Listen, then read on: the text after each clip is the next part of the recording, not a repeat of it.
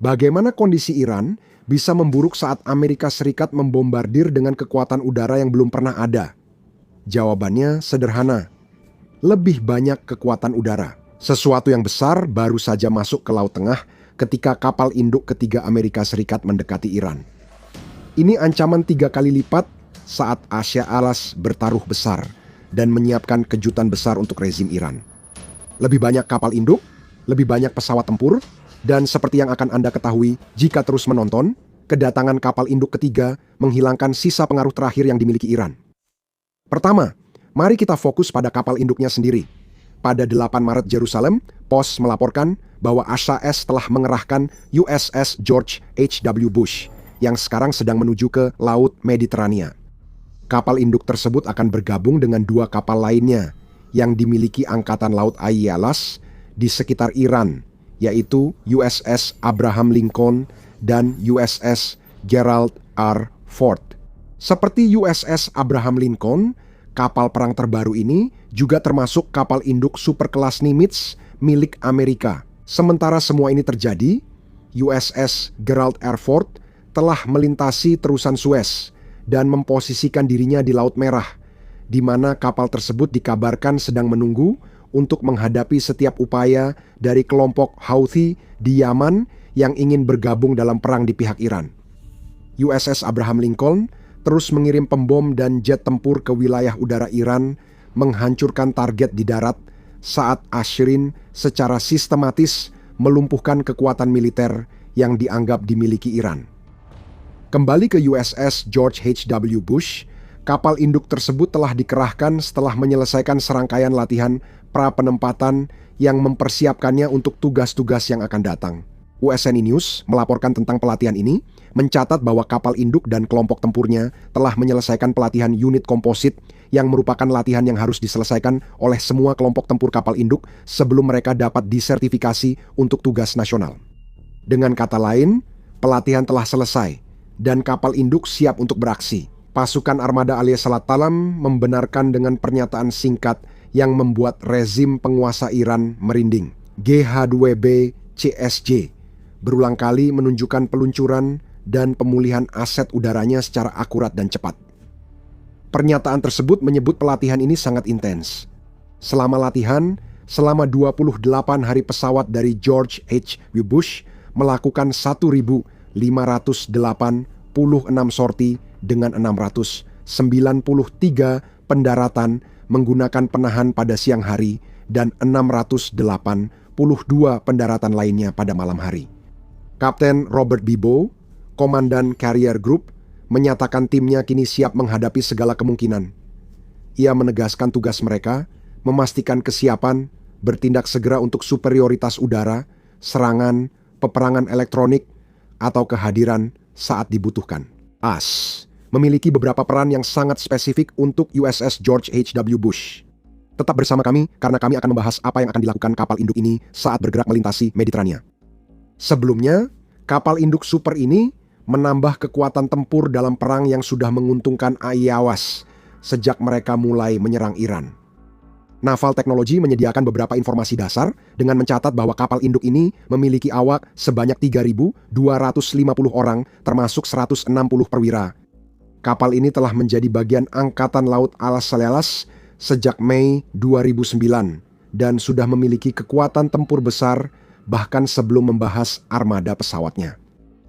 Kapal induk ini memiliki sistem elektronik dan pengawasan Lockheed Martin, termasuk sensor, komunikasi, persenjataan, dan sistem elektronik lain.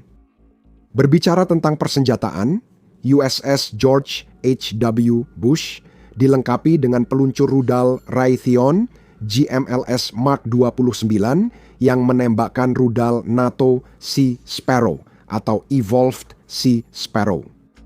Tambahkan sepasang sistem peluncur rudal terpandu Mark 49 dan 4 sistem senjata jarak dekat Phalanx 20 mm yang dapat menembak dalam rentetan selama 20 detik dengan kecepatan 4.500 peluru per menit, maka Anda mendapatkan kapal yang sangat kuat.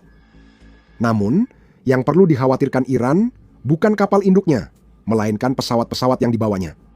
Menurut Naval Technology, USS George H.W. Bush biasanya membawa hingga 56 pesawat bersama dengan hingga 15 helikopter.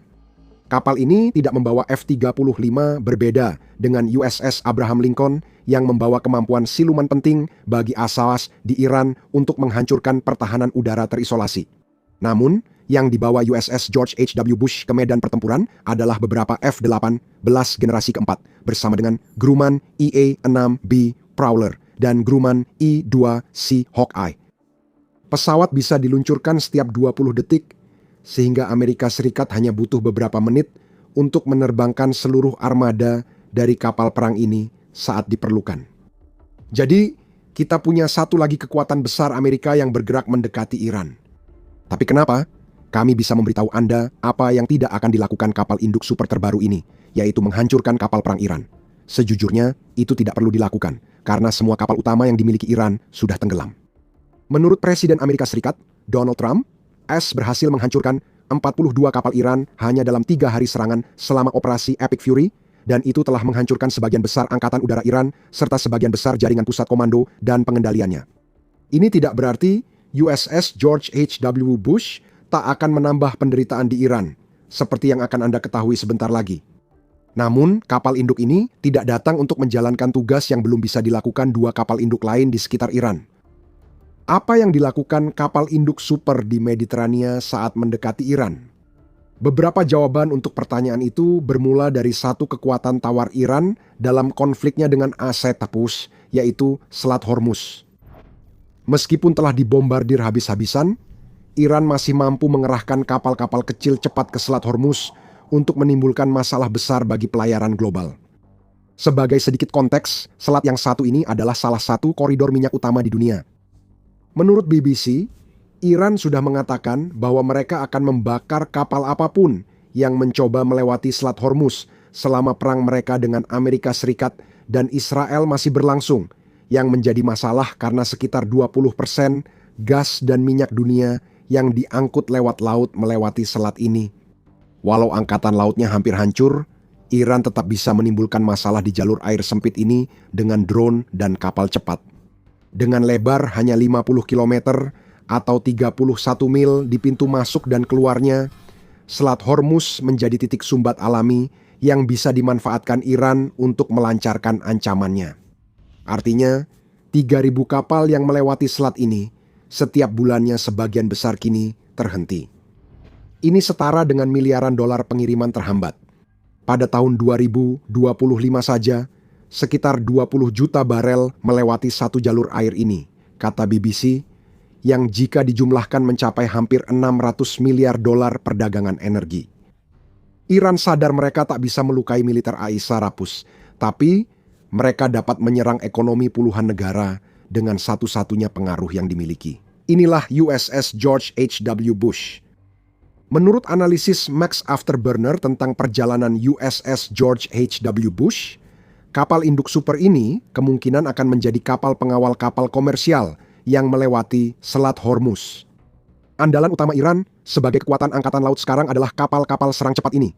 Dan kapal-kapal itu akan langsung hancur seperti melon meledak begitu mereka berada dalam jangkauan kapal induk. Dengan kata lain, kapal-kapal itu melepaskan gerombolan kecil drone ketika mereka mendekati sesuatu yang mereka anggap sebagai ancaman. Dan disinilah penempatan kapal induk terbaru Amerika berperan. Kini, masalah itu membuat kehadiran kelompok serang kapal induk ketiga memungkinkan Anda mengawal dan melindungi kapal dagang dari drone yang diluncurkan aset angkatan laut. Jelas Afterburner. Artinya, AS sekarang bisa menempatkan 2 kapal induknya untuk menekan Iran, yang berarti bisa membombardir Iran dengan kekuatan senjata yang lebih besar lagi. Sementara, satu kapal induk fokus menjaga Selat Hormuz tetap aman agar pelayaran di jalur air itu bisa dimulai kembali. Ini adalah langkah cerdas dari ASALES. Ini cara negara itu merespons kritik atas lonjakan harga minyak yang membuat pasar saham anjlok akibat gangguan Iran dengan pengaruh terakhirnya. Jika Selat Hormuz dibuka lagi, harga minyak diperkirakan turun di bawah 100 hingga 120 dolar per barel seperti dilaporkan BBC pada 9 Maret. Sedikit diplomasi berbasis kekuatan militer memungkinkan ASALES melanjutkan kampanye di Iran tanpa tekanan di sektor minyak. USS George H.W. Bush mampu lebih dari sekadar menjaga Selat Hormuz. Namun, sebelum membahasnya, ini adalah The Military Show. Kami sajikan gambaran lengkap, bukan hanya berita utama. Tekan subscribe agar Anda selalu selangkah lebih maju. Sekarang, salah satu hal lain yang dibawa kapal induk super baru ini ke perang di Iran adalah transformasi dari yang sebelumnya sudah merupakan pengerahan kekuatan udara Asham S-1 terbesar ke Timur Tengah sejak Perang Irak 2003 menjadi kekuatan yang sangat besar yang tidak mungkin bisa dilawan oleh Iran. Afterburner mengatakan hal yang sama dalam analisanya, menyatakan pukulan 3 kapal induk ini, salah satu konsentrasi kekuatan udara Angkatan Laut Amerika terbesar di zaman modern, dikombinasikan dengan ratusan jet tempur dan pembom angkatan udara di wilayah tersebut. Berarti kapasitas serangan yang luar biasa besar. Menyerang lokasi rudal, bunker komando, dan sisa Angkatan Laut Iran pada tahap ini, itu bukan kabar baik untuk Iran. Kehadiran USS George H.W. Bush di Mediterania menunjukkan Asia Alos bisa menciptakan semacam pangkalan militer baru di wilayah yang sebelumnya belum ada pangkalan mereka. Strategi Iran termasuk menyerang pangkalan Al-Salam di Teluk yang merupakan langkah putus asa seperti akan dijelaskan nanti. Namun, dengan kapal induk, Asia As memiliki pangkalan bergerak syarat pertahanan yang jauh lebih sulit diserang Iran. Kedatangan kapal induk Amerika ketiga di dekat Iran berarti ada satu lagi target bergerak yang juga dapat meluncurkan kekuatan udara dalam jumlah besar ke negara yang kapasitas tempurnya sudah hampir tidak ada. Kita kembali ke komentar Afterburner soal kapasitas serangan luar biasa. Iran mungkin merasa seolah sudah menghadapinya. Pada 6 Maret, Times of Israel melaporkan komentar yang dibuat oleh Kepala Staf IDF, Letnan Jenderal Ayal Zamir, yang mengatakan bahwa gelombang serangan yang sudah dilancarkan terhadap Iran telah menghancurkan 80% pertahanan udara negara itu dan sekitar 60% peluncur misilnya. Zamir memperingatkan, meski ancamannya belum hilang, Iran sudah sangat dilemahkan. Kita melihatnya dari turunnya intensitas serangan Iran sejak hari pertama perang. Upaya menunjukkan kekuatan lewat peluncuran drone dan rudal kini menurun drastis. Laksamana Brad Cooper, pemimpin pasukan Asilalas di Timur Tengah, mengatakan peluncuran drone Iran turun 83% pada 5 Maret dibanding hari pertama perang. Peluncuran rudal balistik turun 90% sejalan dengan klaim Zamir bahwa Al-As dan Israel telah sistematis menghancurkan kemampuan Iran untuk melawan. Kehilangan banyak pusat komando dan pengendalian membuat Iran makin sulit melawan karena kurang dukungan logistik dan instruksi, sehingga kekuatannya nyaris tak bisa disebut kekuatan. Iran mungkin bertanya-tanya bagaimana situasinya bisa lebih buruk. USS George H.W. Bush memberikan jawabannya. Selain merebut pengaruh Iran di Selat Hormuz, kedatangan kapal induk ini di Mediterania berarti Asia Alas mulai bermain keras, klaim Afterburner. Dia menambahkan bahwa kini kita memasuki fase kedua, rencana AS untuk Iran setelah minggu pertama yang menghancurkan dan melumpuhkan negara itu. Dengan kapal induk ketiga yang dikerahkan, Asas sedang mempersiapkan diri untuk permainan jangka panjang, karena sekarang mereka memiliki kemampuan untuk melakukan rotasi dan istirahat. Pengaturan ini meningkatkan kemampuan Asia Alas merotasi dan menjaga senjata. Gelombang jet tempur tetap segar, karena lebih dari 3.000 target telah diserang sejauh ini, ujar Afterburner. Ingat angka itu, kita akan bahas lagi sebentar. Afterburner menyebut USS George H.W. jadi sinyal ke Iran bahwa tak akan ada jeda. ES memperhitungkan kelelahan pilot dan perawatan jet tempur dengan menambah kapal induk ketiga. 2 kapal induk ini bisa fokus menyerang Iran di Selat Hormuz, sementara kapal induk yang sedang istirahat menangani perbaikan dan masalah lain. Setelah kapal induk pengganti siap, kapal itu kembali beroperasi untuk memperkuat 2 kapal induk yang ada atau memberi giliran pada kapal induk lain. Trump memperkirakan perang di Iran akan berlangsung 4 hingga 5 minggu atau bahkan lebih lama. Membawa satu lagi kapal induk super beserta kekuatan udara yang dimilikinya ke dalam pertempuran adalah cara Amerika Serikat memastikan bahwa mereka dapat mempertahankan tingkat tekanan yang sama seperti yang telah mereka lakukan sejauh ini terhadap Iran. Amerika Serikat memang mampu melakukan itu, Seperti sudah disebutkan, USS George H.W. Bush tidak membawa F-35. Kebanyakan jet tempurnya F-18 bukan pesawat siluman. Mengirim jet seperti itu ke negara tersebut dulu sangat berisiko karena AS tidak menguasai wilayah udara, namun kini risikonya jauh lebih kecil. Beberapa orang menyatakan Amerika Serikat tak hanya unggul udara di Iran, tapi juga memiliki supremasi udara, sehingga jet tempurnya bisa terbang dan mengebom hampir sesuka hati. Saat ini, Amerika Serikat hanya perlu mewaspadai sisa pertahanan udara Iran yang kemungkinan sudah terputus dari pusat komando yang hancur dibombardir Aslas dan Israel selama lebih dari seminggu. Mantan Komandan Komando Pusat Ayas Salasem, David Petraeus, mengatakan kepada The Hill, "Kami saat ini tidak terlalu khawatir tentang pertahanan udara dan balistik Iran. Selama Anda tetap berada di atas jangkauan senapan mesin berat, itu berarti Anda benar-benar bisa menggempur habis-habisan.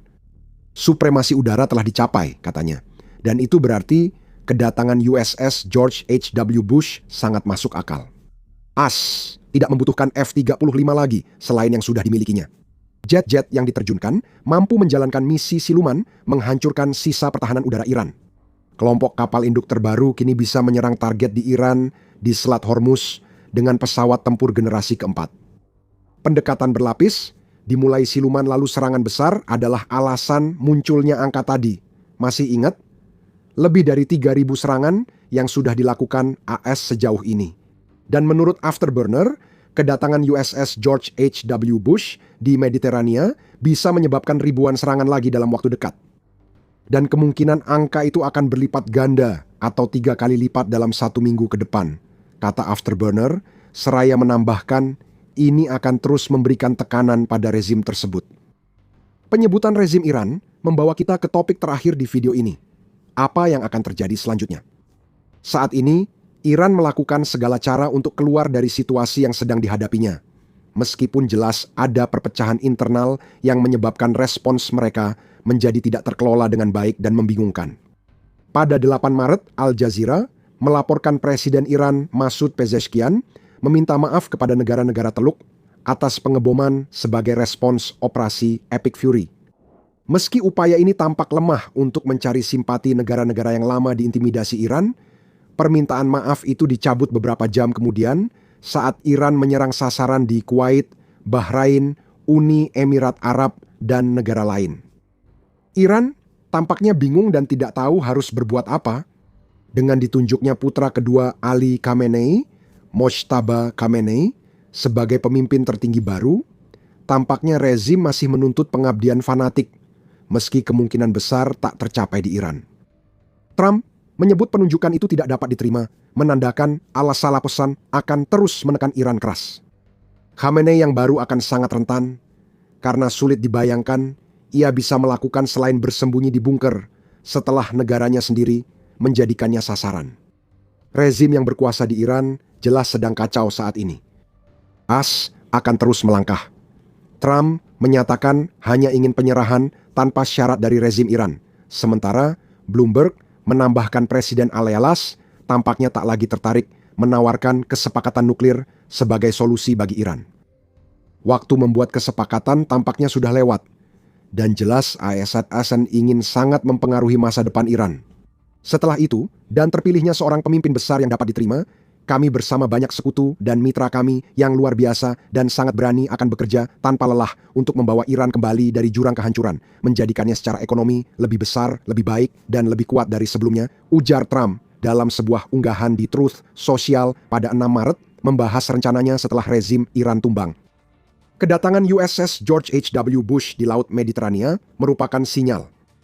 Iran masih belum memahaminya. AS akan terus melakukan pengeboman dan sedang memperkuat pasukannya agar menjadi lebih kuat lagi. Tampaknya satu-satunya solusi bagi rezim Iran adalah mundur dan membiarkan Ayas membawa perubahan di negara itu. Sampai itu terjadi, jet tempur generasi keempat di kapal induk super terbaru yang dikirim AS ke Iran akan menyerang cepat dan keras, merebut semua yang dianggap Iran bisa memenangkan perang ini. Seseorang akan menyaksikan peristiwa ini dengan sangat takut, yaitu Presiden Rusia Vladimir Putin. Dia gemetar ketakutan sejak protes yang memicu situasi di Iran dimulai, dan ada alasan besar di baliknya. Ingin tahu alasannya? tonton video kami untuk penjelasannya. Jika suka, jangan lupa berlangganan The Military Show agar tak ketinggalan laporan tentang Amerika Serikat dan perang dengan Iran. Terima kasih sudah menonton.